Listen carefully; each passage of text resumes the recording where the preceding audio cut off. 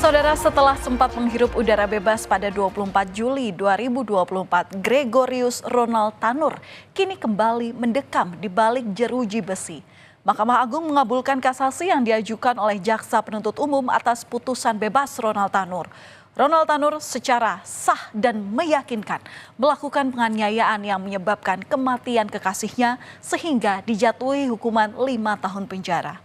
Namun perjalanan kasus yang menjadi sorotan publik ini penuh lika-liku, bahkan beraroma suap.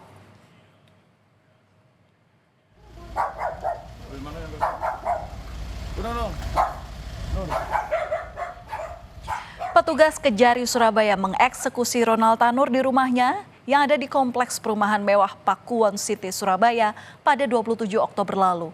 Petugas langsung menyuruh Ronald Tanur yang sedang santai di rumah untuk berkemas.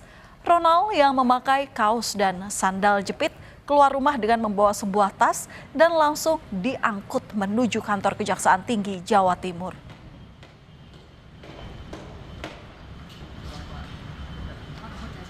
Sempat melepas rompi merah usai divonis bebas sebelumnya, Ronald Tanur kini kembali memakai rompinya lagi. Rompi merahnya kembali dipakai. Ronald Tanur keluar dari kantor Kejaksaan Tinggi dan langsung digiring ke mobil tahanan. Ronald tampak menunduk dan tidak mengucap satu kata pun saat ditanya oleh awak media.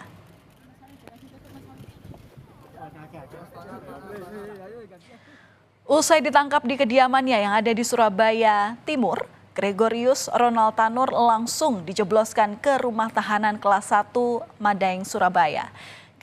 Kajati Jatim Mia Amiati menjelaskan Ronald Tanur ditangkap setelah Mahkamah Agung menjatuhkan vonis kasasi 5 tahun penjara atas kasus pembunuhan Dini Sera Afrianti. Vonis ini menggugurkan vonis bebas Ronald Tanur di tingkat pertama.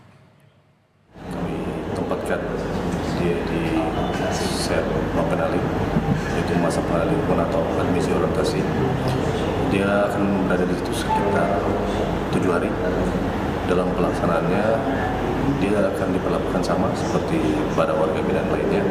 Setelah menjalani masa pengenalan lingkungan, kami akan turunkan ke blok untuk menempatkan kamar. Jadi tidak. Kejaksaan Tinggi Jawa Timur saat itu memastikan kalau Ronald Tanur masih berada di Indonesia dan telah dicekal untuk pergi ke luar negeri selama 6 bulan. Namun Ronald Tanur tercatat pernah bepergian ke luar negeri setelah mendapatkan vonis bebas dari PN Surabaya 24 Juli lalu. Ronald memiliki riwayat perjalanan ke Singapura selama 1 hari. Setelah kejadian itu, Kejati Jawa Timur meminta Ditjen Imigrasi untuk melakukan pencekalan terhadap Ronald Tanur. Menurut catatan dari Ditjen Imigrasi, pada saat setelah putus persidangan, yang bersangkutan pernah sempat ke luar negeri, cuma kembali. Dia tidak ada keinginan mereka ini, tapi mungkin dia punya kesibukan bisnis atau apapun dalam pertimbangan kita, tapi kan hak dia sebelum ada pencekalan. Maka untuk itu kami segera melakukan pencekalan. Alhamdulillah dengan diberi bantuan oleh Ditjen Imigrasi semua berjalan lancar, dicekal. Keluar negerinya kemana, Bu? Singapura, tapi hanya 1 hari kembali ke sini. Saudara, pria bernama lengkap Gregorius Ronald Tanur ini sempat menghirup udara bebas. Namun vonis bebas atas kasus tewasnya Dini Sera dianulir oleh Mahkamah Agung. MA menjatuhkan hukuman 5 tahun penjara terhadap Gregorius Ronald Tanur pada tingkat kasasi. Yang artinya putusan MA ini sekaligus membatalkan putusan bebas yang dijatuhkan Majelis Hakim Pengadilan Negeri Surabaya terhadap Ronald Tanur pada pengadilan tingkat pertama. Usut punya usut, saudara, vonis bebas Ronald Tanur tidaklah gratis. Kejaksaan Agung menemukan dugaan aliran dana kepada para pengadil kasus Ronald Tanur untuk mengucapkan vonis bebas di meja hijau. Bukan hanya melibatkan 1 orang, 3 hakim sekaligus yang diduga menerima suap dan gratifikasi.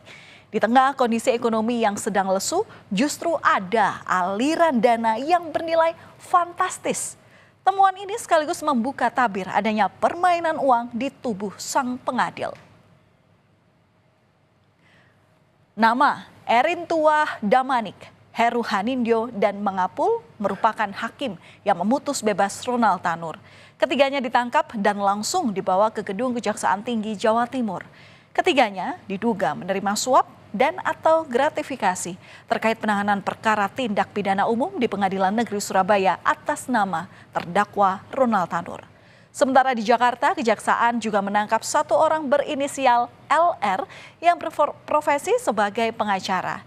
LR ini diduga sebagai pemberi suap dan atau gratifikasi penyelidikan atas kasus ini yang sudah dimulai sejak muncul kecurigaan terhadap vonis bebas Ronald Tanur di tengah publik. Yang ketempatan harus melaksanakan kegiatan memfasilitasi teman-teman yang sedang melaksanakan kegiatan pemeriksaan, di mana dilakukan pengamanan terhadap 3 orang yang diduga menerima suap gratifikasi terkait perkara yang berkaitan dengan penanganan perkara atas nama Ronald Tanur. Jadi sudah ada 3 orang dan sudah diperiksa, sedang dilaksanakan pemeriksaan di Kejaksaan Tinggi Jawa Timur oleh tim dari Kejaksaan Agung. Selain menangkap 3 hakim, Kejaksaan Agung juga menyita sejumlah uang tunai dari 6 lokasi penggeledahan yang mencapai 20 miliar rupiah.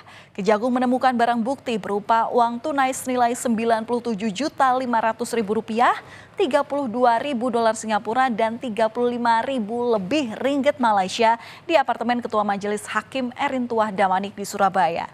Kejagung juga menemukan uang sebesar 6.000 dolar Amerika dan 300 dolar Singapura dari kediaman Erintuah Damanik yang ada di Semarang. Lalu di apartemen anggota Majelis Hakim Mangapul, Kejagung menemukan uang tunai senilai 21.400.000 rupiah. Kejagung juga menyita uang tunai berupa pecahan uang asing senilai 32.000 dolar Singapura. Kemudian bergeser ke anggota Majelis Hakim Heru Hanindyo. Kejagung menyita uang tunai senilai 104 juta rupiah, 2.200 dolar Amerika, 9.100 dolar Singapura, dan 100.000 yen di apartemen Hakim Heru Hanindyo di Surabaya. Selain menangkap 3 hakim, Kejagung juga menangkap pengacara Ronald Tanur yakni LR atau Lisa Rahmat. Kejagung juga telah menyita uang berjumlah fantastis dari rumah Lisa di Surabaya dan apartemen Lisa di Menteng, Jakarta. Total penyitaan uang dari tempat 3 hakim dan pengacara ini mencapai 20 miliar rupiah. Kejagung telah menetapkan 3 hakim dan pengacara Ronald Tanur sebagai tersangka. Pihak Kejaksaan menduga kuat sejumlah barang bukti berupa uang yang disita ini berasal dari pengacara Ronald Tanur. Setelah penangkapan 3 hakim dalam kasus Ronald Tanur, Mahkamah Agung telah memberhentikan sementara 3 hakim tersebut dari jabatannya. MA menghormati proses hukum yang dilakukan Kejaksaan Agung terhadap 3 oknum hakim tersebut. Jika terbukti bersalah, ketiga hakim Pengadilan Negeri Surabaya itu akan diberhentikan tidak dengan hormat. MA berkomitmen tidak akan melindungi anggotanya. Mahkamah Agung berkomitmen tidak akan melindungi anggota yang melakukan perbuatan yang tidak benar. Dan yang kedua, ke depan tentu ya akan intensif, akan selalu rutin melakukan pembinaan kepada para hakim ya, agar tidak lagi terjadi hal yang terjadi harus kemudian ya. Pengungkapan praktek suap atas kasus Ronald Tanur tidak berhenti di 3 hakim Pengadilan Negeri Surabaya, saudara. Rupanya suap dari pengacara Ronald Tanur juga mengalir ke kantong mantan penjabat MA Zarof Richard. Mantan pejabat tinggi Mahkamah Agung Zarof ini ditetapkan sebagai tersangka usai menerima suap dari pengacara Ronald Tanur dalam penanganan kasus tingkat kasasi. Zarof diduga menerima uang suap sebesar 5 miliar rupiah dalam bentuk pecahan uang asing. Suap ini untuk tetap menyatakan kalau Ronald Tanur tak bersalah pada tingkat kasasi. Dan saudara, kita akan melihat inilah dia, tumpukan uang hasil gratifikasi yang dikumpulkan oleh Zarof Richard sejak 2012. Tak tanggung-tanggung, nilainya mencapai hampir 1 triliun rupiah dan emas sebesar 56 kilogram. Zarof sudah menjadi maklar kasus di MA sejak tahun 2012 dari pengurusan beberapa perkara. Dalam kasus Ronald Tanur, sang pengacara Ronald meminta Zarof untuk mengupayakan agar Hakim Agung di MA menyatakan bahwa kliennya tidak bersalah dalam putusan kasasi. Kapan ini diperoleh? Berdasarkan keterangan yang bersangkutan, ini dikumpulkan mulai tahun 2000, tadi yang saya dengar 2012 sampai 2022. Dari mana uang ini berasal? Menurut keterangan yang bersangkutan, bahwa ini diperoleh dari pengurusan perkara. Maklar kasus tak putus-putus, kasus penganiayaan yang berujung pembunuhan oleh Ronald Tanur membuka Pandora besarnya suap di tubuh puncak dari peradilan, yakni Mahkamah Agung. MA sebagai peradilan tertinggi masih dipengaruhi oleh maklar-maklar kasus. Di manakah ada keadilan di Indonesia jika puncak dari lembaga peradilan itu sendiri ada gurita suap di dalamnya?